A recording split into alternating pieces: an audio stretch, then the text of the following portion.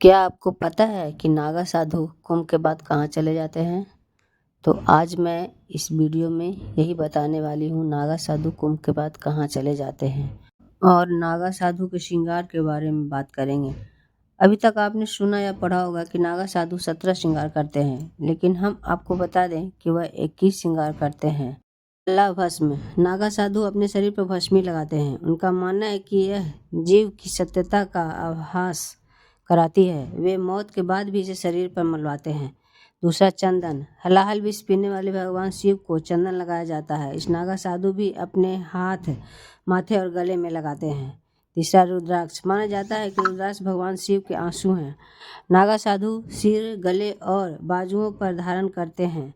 उनका मानना है कि इससे उन्हें शिव के साथ एहसास होने की अनुभूति होती है। चौथा है तिलक। नागा साधु त्रिपुंड तिलक लगाते हैं। उनका मानना है कि इससे वे महादेव के भक्त के रूप में पहचाने जाते हैं। पांचवा है सुरमा। नागा साधु अपनी आंखों में सुरमा लगाते हैं।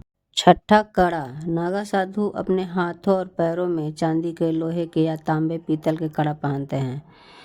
उनका ऐसा मानना होता है कि शिव के पैरों में विराजमान है, इससे उन्हें उनके प्रति समर्पित होने की अनुभूति होती है।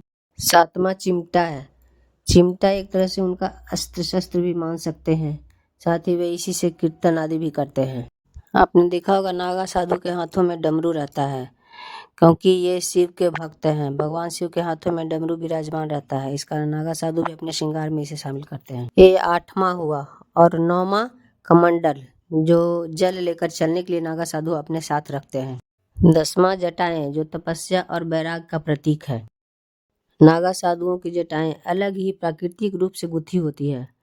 11, लंगोट। नागा साधु के श्रृंगार में भगवा लंगोट भी शामिल होता है।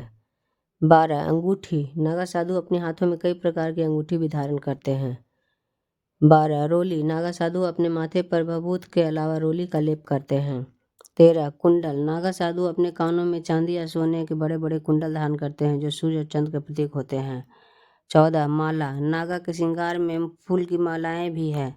अमृत स्नान के वक्त जाते हुए उन्हें देखा होगा, बड़ी बड़ी मालाएं उनके गले में लटकी हुई होती है, और वे जब स्नान को जाते हैं तो वो मालाएं भक्तजनों को देते जाते हैं, उनके ऊपर फेंकते जाते हैं। वे जन कल्याण के लिए, सर्व मंगल की कामना के लिए नागा साधु साधना करते हैं। इसे भी इनका श्रृंगार ही माना जाता है। इनका एक श्रृंगार विभूति का लेप भी है। नागा साधु विभूति का भी लेप लगाते हैं। नागा साधुओं का एक श्रृंगार पंच केश भी है। वे केश नहीं बांधते, बल्कि लटों को 5 बार घुमाकर लपेट लेते हैं। इसे पंचतत्व की निशानी माना जाता है।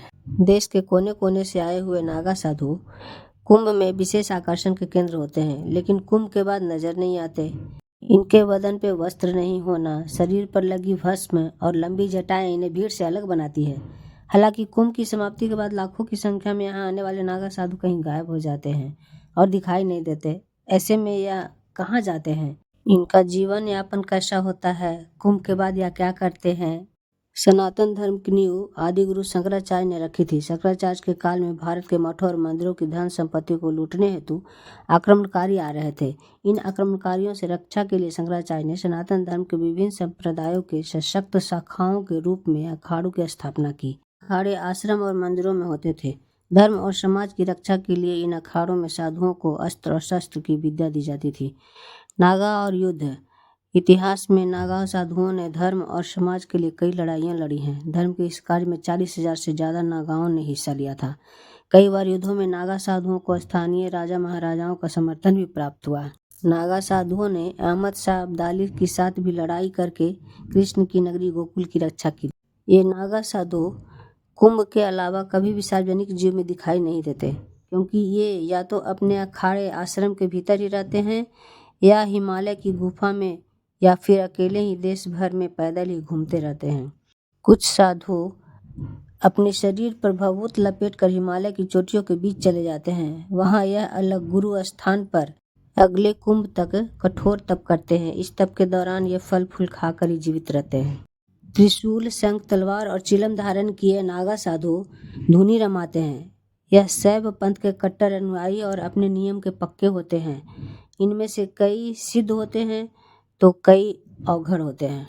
इन नागा साधु 12 वर्ष तक जो तप करते हैं, ऐसा कहा जाता है कि इनका तप तब समाप्त होता है, तब खत्म होता है जब ये अगले कुंभ में गंगा स्नान करते हैं।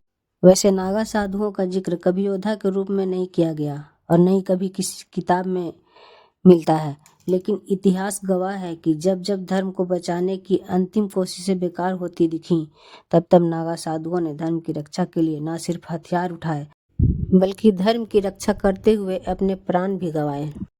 अब मैं महिला नागा साधुओं के बारे में कुछ बात करती हूँ। महिला नागा साधुओं की उपस्थिति कुंभ मेले में उनकी आध्यात्मिक महत्ता और समाज में समानता की अद्भुत मिसाल है। महिला नागा साधुओं में एक खूबी होती है कि ये शारीरिक तौर पर भी बड़ी बड़ी कठोर और मजबूत होती हैं।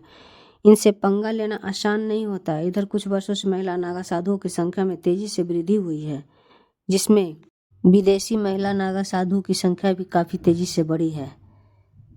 कुंभ में जूना अखाड़े के अलावा दशनाम सन्यासिनी अखाड़े में महिला नागा साधु भी आती हैं।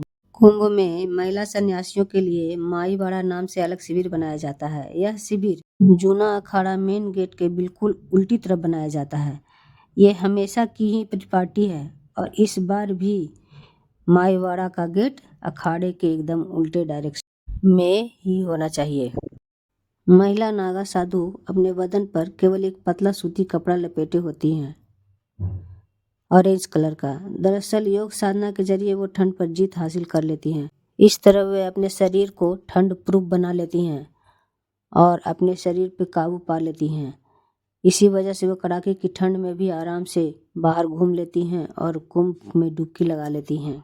इस तरह नागा साधु केवल कुंभ के रौनक ही नहीं है, बल्कि ये हमारे धर्म के रक्षक भी हैं और हमारे समाज कल्याण के लिए कार्य भी करते रहते हैं। दोस्तों, अगर इस वीडियो से थोड़ी भी जानकारी मिली हो या अच्छी लगी हो तो लाइक करें, शेयर करें, सब्सक्राइब करें और प्यारा सा कमेंट्स भी दें।